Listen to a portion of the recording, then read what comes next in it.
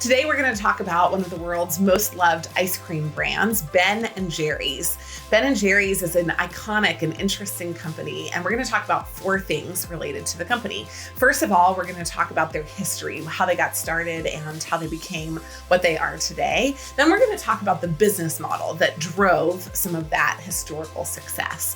Third, we're going to talk about what makes somebody with that kind of business model successful and what Ben & Jerry's did right so far. And then finally, we're going to talk about the next season of Ben & Jerry's, what could be threats or challenges to their business based on some of these highlights. So without further ado, let's dive in. Ben & Jerry's was started in 1978, and Ben & Jerry's began as a premium and in many ways idealistic company that focused on super high quality ice cream sourced from producers in their key location in Vermont. And Ben & Jerry's built out a large network of self-owned stores where they scooped their ice cream. Some of their most famous scooping happens on their free cone day, which is usually on or around Earth Day in April every year. And Ben & Jerry's really developed a strategy to go direct to consumer. In addition, Ben & Jerry's built somewhat of a off-the-shelf presence where they sold through grocery stores and other places in the pint-sized format. So Ben & Jerry's became an attractive candidate for a takeover in the 1990s and was purchased by Unilever in 2000. After that, Ben & Jerry exited the active management of the company and it became a wholly owned subsidiary of Unilever. When we're going to look in just a minute at the business model, we only have data from when Ben & Jerry's was public pre-Unilever. And so you'll see some of the numbers that bear out what their business model was, but we can't actually break them out as of today because it's now a private version of a larger organization. Overall, Ben & Jerry's has a simple core business model. And when we look at Strategy Simplified, the first thing that we ask is this a business model driven by variable cost, where you have an incremental cost for each unit produced or sold? And in contrast, is it a fixed cost business? Both are present in all businesses. You have variable and fixed cost in both businesses, but usually you'll have over 50% and largely over 50% of your revenues that are dominated by one or the other of those types of businesses. So in this case, what is Ben & Jerry's? Take a second to think about it.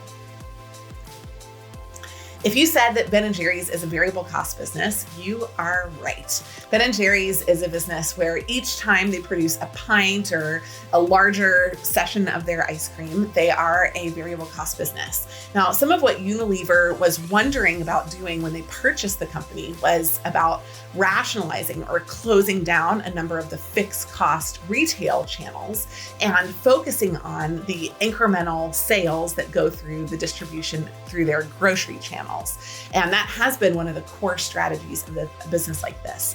So they were moving away from a fixed cost base to something that was even more variable cost focused. But maybe more importantly, let's talk about what makes a business that is variable cost successful. Ben & Jerry's is an amazing example of this. To be successful in a variable cost business, you have to have one of 2 things, if not both. The first is premium pricing power, the ability to price significantly above your costs so that you have significant margin on each individual unit that you sell. The second is the ability to negotiate seriously with your suppliers to get, in this case, milk and chocolate and sugar at a significant discount because of your scale. And then the final thing, which is important for all businesses, whether you're fixed or variable costs, is that you need to obviously be able to produce at a significant enough quantity to pay back at a minimum what your fixed costs happen to be. So Ben & Jerry's did that really successfully from the very beginning, and arguably their most important piece of management has been maintaining their price premium. Ben & Jerry's over the years has been one of the most expensive pints per ounce of ice cream that you can buy. And the reason that they've done that is that they've invested really heavily in branding and in messaging around the quality of their product. Ben & Jerry's has also, over time, increased the scale of what they've done, and they've improved their negotiating power on the cost side. But if you had to pick between the two elements of their business model, pricing has been the one that they've really emphasized over the years that they've been in business. And a variable cost business that does this successfully, like they have historically, does that really well. What about Ben & Jerry's, however, in the future? The final thing that we're going to talk about is what will make Ben & Jerry's successful going forward. There is a consistent challenge in the consumer foods or consumer packaged goods space, and it has driven a trend that Ben & Jerry's has not been a part of yet, but it might pose a challenge to their business model going forward. If they have rising costs on the cost side, so an increase in the cost of milk or an increase in the cost of sugar or chocolate, and they're not able to drive an incremental price premium, if they're not able to charge instead of $3.99 or $4.99, $5.99 or $6.99 over time for a pint, you have seen some price flattening over the last couple of years for Ben & Jerry's. So even though they're able to still maintain a margin, if those costs rise, they might not have the ability to get larger dollar amounts for each of the pints. And one of the trends that we've seen in the consumer packaged goods space is that what used to be a 2-quart or a half-gallon container of ice cream now sells for the same amount, but it's 1.75 or 1.5 quarts instead.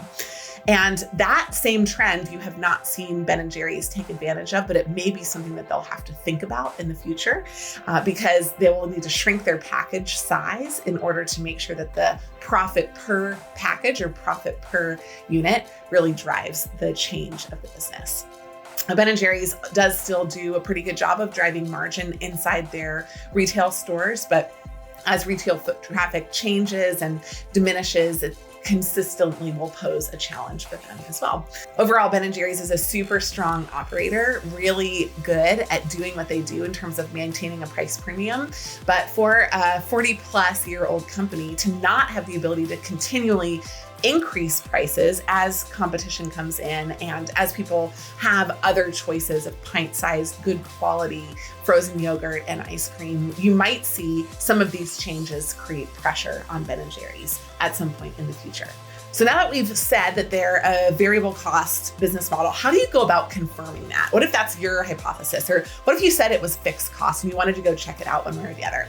Well, we pulled up Ben & Jerry's financial statements. Because they were purchased by Unilever, the last ones that we have available are from 1998. How's that for a throwback? Ben & Jerry's net sales were $209 million. Their cost of sales, which in this case represents the stuff that goes into producing ice cream, milk, sugar, chocolate, packaging, and in many ways, distribution. The only thing that they actually have under that are selling, general, and administrative expenses. And then other income or other expenses, which is a super tiny category. So they're basically saying that everything that goes into their business is above the gross profit line. And you'll see here that their cost of sales for that $209 million was $136 million. So over 50% of the revenue is cost of sales.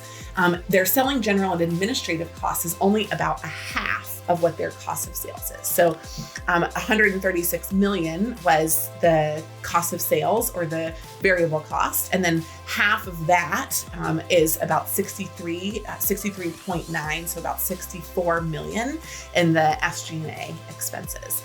So again, when we look at it, we look at the numbers versus the top line. So if you see a really high percentage of your revenue going to the cost of sales, that's one indication that it's a high variable cost business. But also we look at the two together. When we add all of the costs together, what percentage dominates? And in this case, the answer remains the same. It's still variable cost. So just to confirm, this is a variable cost business. Even in that situation where they were an even more heavily retail focused business, they were still a very variable cost oriented business. So we can't break it out exactly like that today, but we can just assume that with that distribution channel through the grocery stores, we would see even more dynamics just like this.